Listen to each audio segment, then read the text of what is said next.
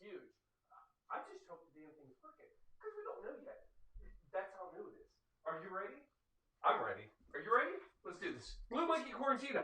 The only business, monkey business. Here we go. You got me. You got me live right now. Paul, so hold on a second. Hold on. We got a couple things to do. Let's make sure we're up and live first before we do anything else. You hit that Facebook. Let's see if this thing's even working. Bear with us, folks. This is new stuff. And we're hoping that this is going to work. I'm going to have a sip of beer. We're not in any hurry. I believe it's working. I think you're watching. I hope you're out there watching. And how's it going to get better, Paul? Paul, how can it be better than what it is already? Are you ready for this? Hit it.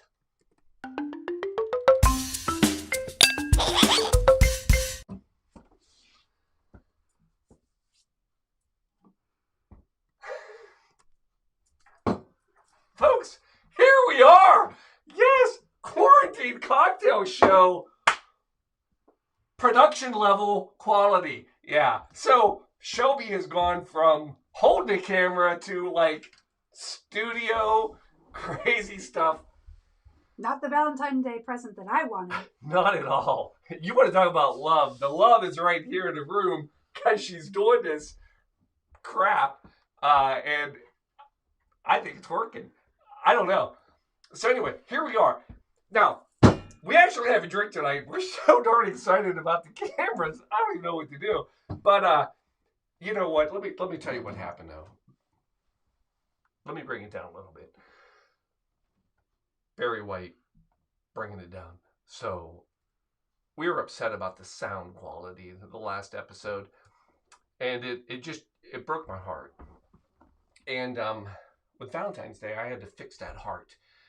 And we did. And we worked our butts off.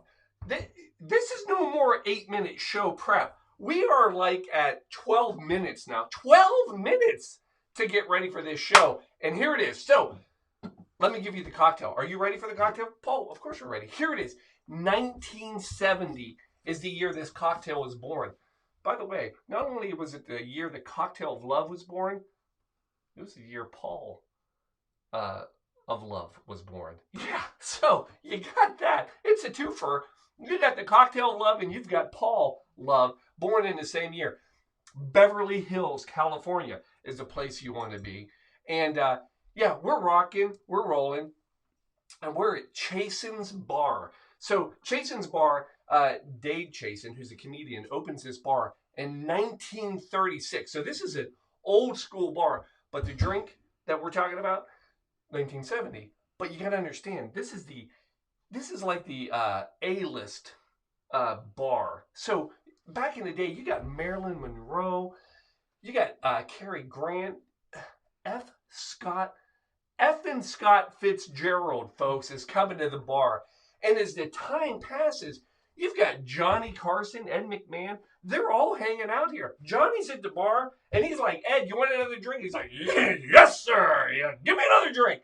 And that's what they did. Carol Burnett, she brought her folks. Every time she had a show, remember the Carol Burnett show?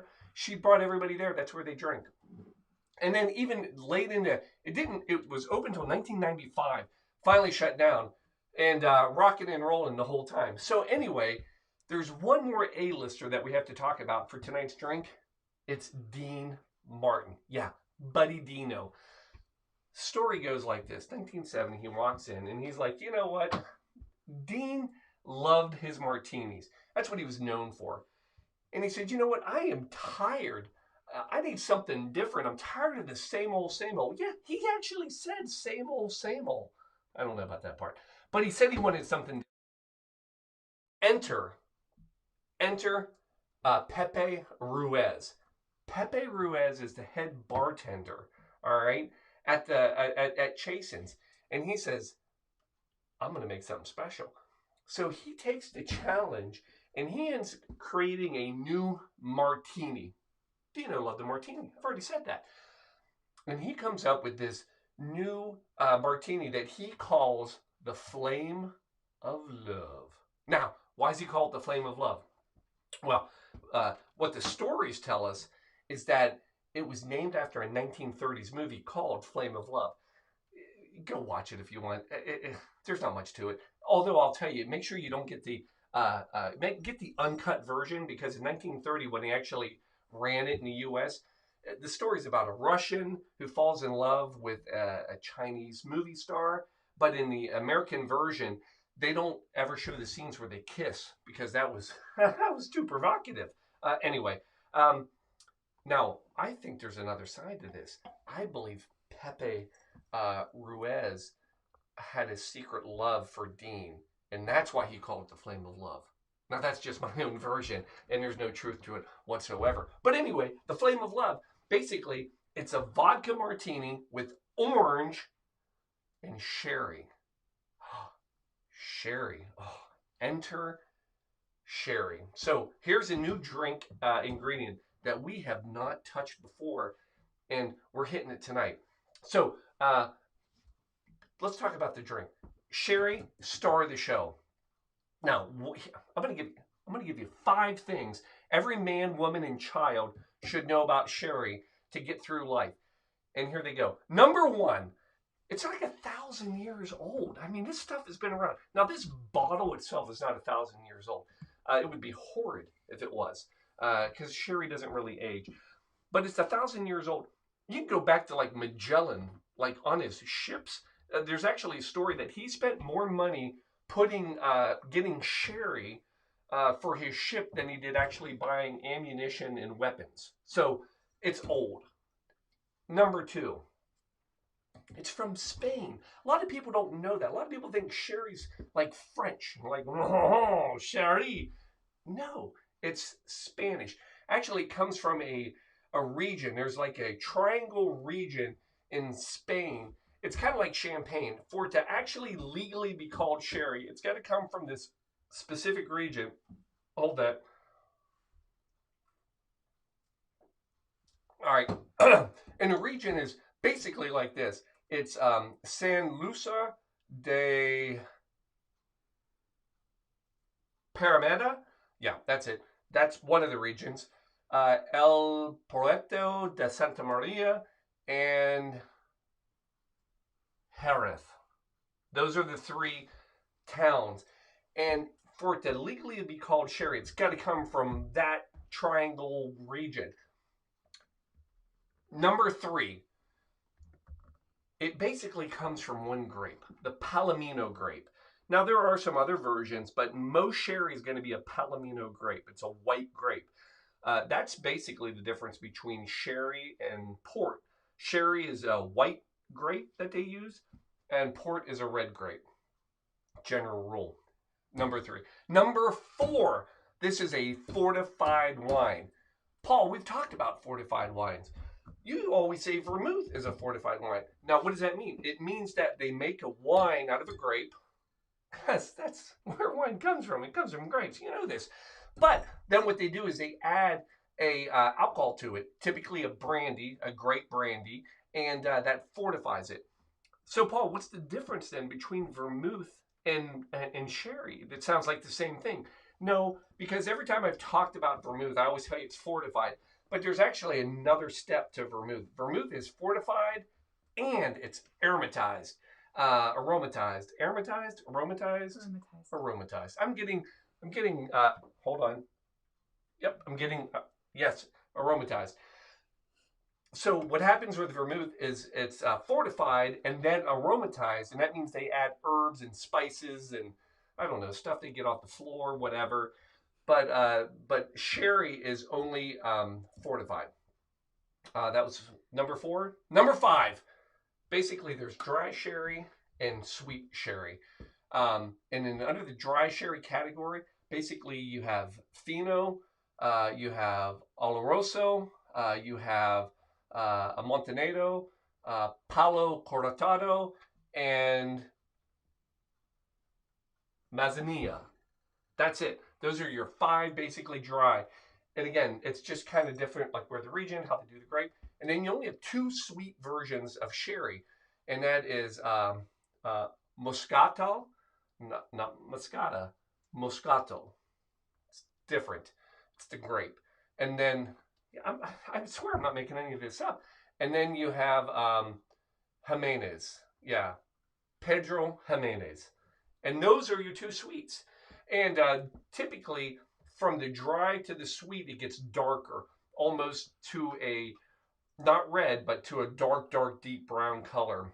And the reason is that to get a sweet one, they basically take the grape, they dehydrate it, kind of make it a raisin, if you will, which you know what a raisin looks like.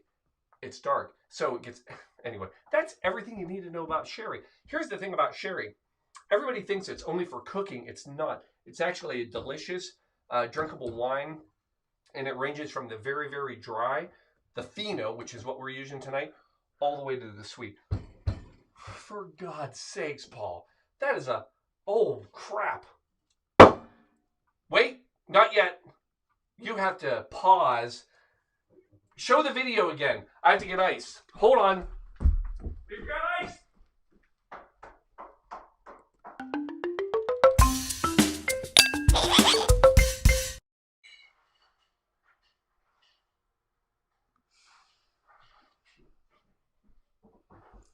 How did that beautiful footage work out?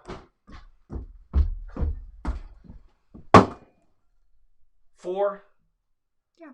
Control L. We're back. We needed ice. So we got so excited about everything. So ice up your glasses for a little bit. And then, for God's sakes, Paul, make the drink. I'm going to make the damn drink. Folks, have we got a special one tonight? Well,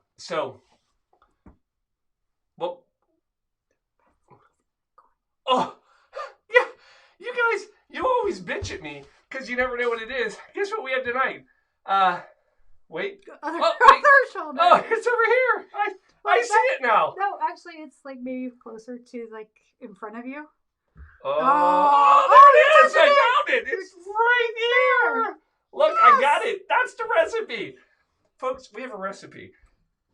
Paul, how could it get better? How could you keep improving this? Oh, wait. Are you ready? All right. So first of all, we chilled these a little bit, right? Pour the ice back in. We don't have time for that. But here's what we do have time for. Folks, are you ready for this? Let's make the drink. Paul, make the damn drink. Shift. 3. For God's sakes. We have a pour cam, folks. I just can't remember how to get rid of the, yeah, it's the all recipe. Hit it again and the recipe disappears. But the recipe's fine. So, folks, this is a great one. So, first of all, you're going to take a little bit of sherry. All right? There it is. And what you're going to do, pour a little bit in each of your glasses. Paul, I noticed you're not using a martini glass. No, I'm not. So, Pepe Ruiz loved to serve this in a wine glass. And by God, if Pepe liked it, I like it. So, what we're doing, you're going to look at the swirl in the pour cam. You're going to give this a good swirl. Coat the glass with sherry. All right. Again, we're going with a nice fino, which is a drier sherry. Then what you would normally do if you're at a restaurant and actually had class or style, you would dump this out. Folks, we don't dump any alcohol out. So I'm going to give this one to my producer. I'm going to have her drink that out. Oh, it's nice. It's a bit nutty, caramel. I can't get the glass back from her. All right. So that's an odd one. Now, here's what's going to happen. Now, you're going to take and you're going to get a good circle of orange. Now, I will tell you right now, we're going to end up needing about 4 of these. Now, normally when you do you don't want the actual orange or a lot of the pith. In this one, you do want the pith. Am I saying that right? Yes. The pith. Yeah. Pith. That's a bunch of pith. All right. Now, I've got 4 of these. Now, here's what we're going to do. Folks, I'm not making this up. We're going to flame or drink. So, how does this work? Well, here's how it works. What you do is, step 1, you want to heat this up a little bit, all right? that brings the oils to the surface, and you'll see it. It'll start to almost glisten a bit. All right. So heat it up with a lighter, match, whatever, and then into our glass that has been ladled. Then we're gonna. Ooh, ooh! How fun is that? Yeah, nice. All right, now we got to do both. Treat them both the same. And again, so heat up your orange. Again, you want the oils. This brings the oils to the surface. So I've been told by YouTube, who apparently knows a lot. And then into your... All right, now, so our glasses have now been basically... Can you smell it? Oh, yeah. Delicious, right? Mm-hmm. And then, here's what you don't want to do. New bottle. Wait to open up your bottle of vodka. So now, folks, the only other thing we need is a little bit of vodka. So we're going to come in. We're going to go with about 2 ounces per... Oh, Paul, come on. Get it in the middle of the camera so we can see the action. So pour Cam. There's 2 and 2 for Shelby. All right. And folks, I don't know if you've heard of this little bad boy, but yeah, it's called Emergency. Folks, yeah, sherry may have been around for 1,000 years, but guess what else has? Yeah, super orange Emergency, saving lives. And anyway, it comes from a certain region too. I don't know where. Here's what I know. They don't sponsor our show, but we still love them. Give a little sprinkle of that in there, which is just going to play off of our orange evanescence that we have created. And then, folks, we're coming in. And we're giving it a good shake. How we looking? We're going to try to go in a shake cam. There it is, folks.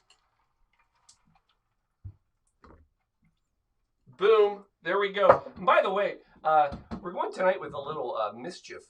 And yeah, because mischief. Isn't that the perfect thing? This is about to be mischief because I don't remember how to get the recipe off, and I'm about to go off of split screen. So let's finish our pour. So we're going to come in, top our glasses off with our beautiful vodka into our sherry and orange lined glasses.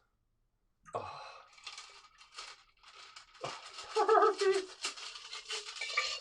So recipe, same way you got it. I'll have a beer. Hold on. We're all good. Now. There we go. Coming back. Recipe's gone. Right. Now, folks, Pepe used to say that this drink took 10 minutes to make. And people used to laugh at him. But, and actually, at one point, because now we have to come back, we have to flame it one more time. There's a story that Dean Martin shared this drink with Frank Sinatra at Chasen's. And Frank Sinatra freaking loved it. So, heat it up. Yeah. There it is. Then this time, a little bit on the rim, and then drop that little in whatever, orange peel, whatever we want to call it tonight. But anyway, Frank Sinatra loved it so much that he bought a round of these for the entire bar. Just fell in love with it. And as the story goes, there was about 200 and some people in there. So Pepe had to make 200 and some of these. And at that point, he said that they take like 10 minutes each. Apparently, you had the whole bar staff.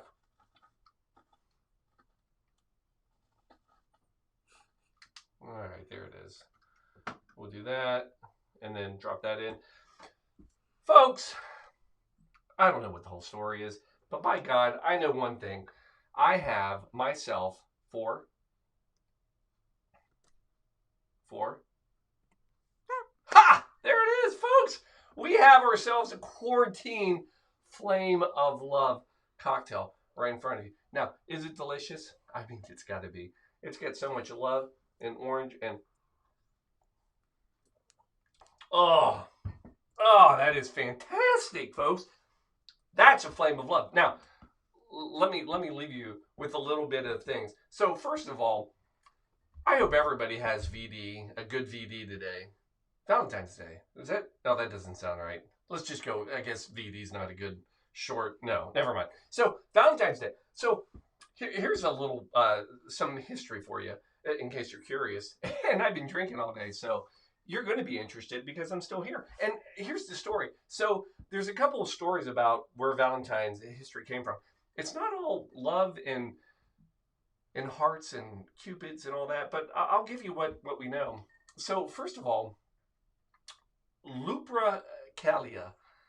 So Lupercalia was actually a Roman kind of a holiday. And if you ever want to read about something about the Lupercalia, so basically this is where they would, I don't know, sacrifice a dog, sacrifice a goat. Then they would take the skins off of the animals and cut them up. And then they would actually like whip each other with it. I don't know. Then they would all get naked. Did I mention the drinking that went involved? And then women would put their names in a jar, and then men would draw them out, and then they would like get bonded together, and some of them would end up being married. Fun story. Side note: I know there's a lot of Facebook posts going out about how people met their love on Valentine's Day, to celebrate. Shelby and I actually met at a Lupercalia festival. So, yeah, we never mind. I would like to gift you. Why am I getting this? Did it get in there? Yeah. Damn, I missed that. Oh, yeah, it's in. Sorry.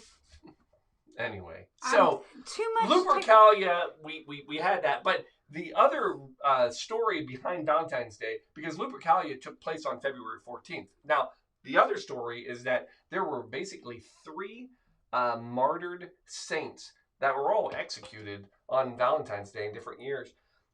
Now, there's a story behind each one. My favorite one, though, is the Saint Valentine. They were all named Valentine. So, Saint Valentine, who was a Roman priest. And at this time, the Roman emperor, he believed that the men that would enter the army to be the best warriors were never to be married. That he thought they fought harder if they weren't married. So he forbid it. Well, Saint Valentine, not Saint Time, Priest Valentine, he despite what the Roman emperor said, he was allowing men in the army to be married to women. And he was going out and doing it. And what he would do is, so people knew who he was, he wore a ring. And on his ring, there was a cupid. And that's how they knew he was the priest that would allow them to be married. And of course, he was beheaded and he was killed and a martyr. And now we have Saint Valentine and we have Valentine's Day. And so here's what I've given you. We have blood, but we have alcohol. We have happiness. We have a lot of things. Can we take it back to Dino? I want to take it back to Dino because Dino was a lovable drunk. Matter of fact, a lot of people thought that he drank a ton. Truth is he was only have about 1 martini or 2 martinis a night. And then he would pretend to be a drunk, a lovable drunk. And here's what I say to all of you on this Valentine's Day. Let's all be lovable drunks. Can we do that? I hope you find your true love, whoever, whatever that may be. I'm blessed.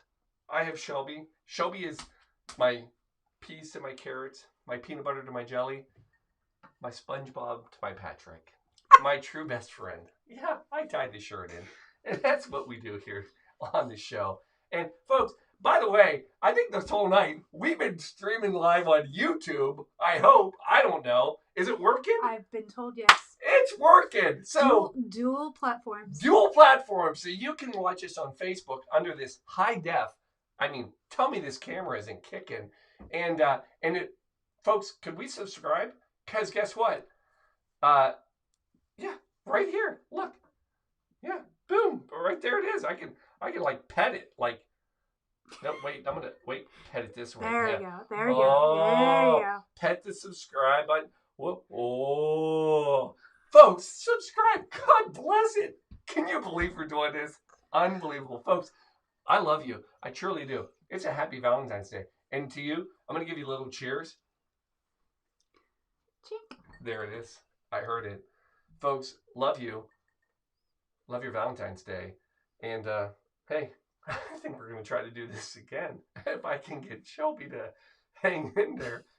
Folks, good night. Love you.